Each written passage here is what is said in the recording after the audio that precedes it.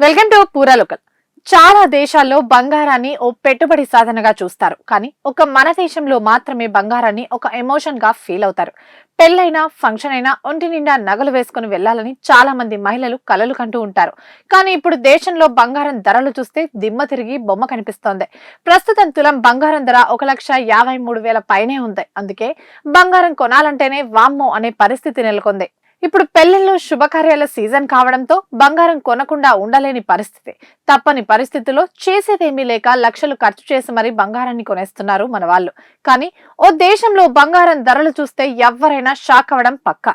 అక్కడ 24 క్యారెట్ల స్వచ్ఛమైన గ్రాము బంగారం ధర రూ. 180 నుంచి 200 మధ్యలోనే ఉంటుంది. అలాగే తులం బంగారం ధర కేవలం 2,000 మాత్రమే.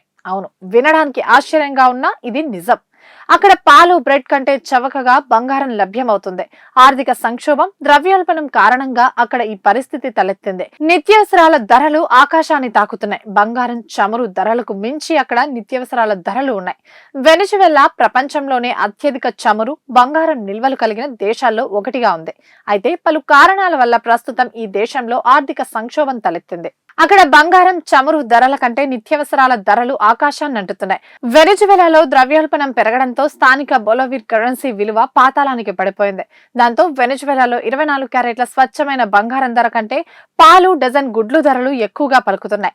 ఇక మైనింగ్ ప్రాంతాల్లోని ప్రజలు తమ వద్ద ఉన్న చిన్న చిన్న బంగారు ముక్కలను ఇచ్చి పాలు, గుడ్లు, బియ్యం లాంటి నిత్యావసర సరుకులను కొనుగోలు చేస్తున్నారు. అయితే అపారమైన చమురు, బంగారం నిల్వలు కలిగి సంపన్న దేశంగా ఉన్న వెనిజువెలాకు ఈ పరిస్థితి రావడం కారణం అక్కడ ప్రభుత్వాల తప్పేనని నిపుణులు అభిప్రాయపడుతున్నారు.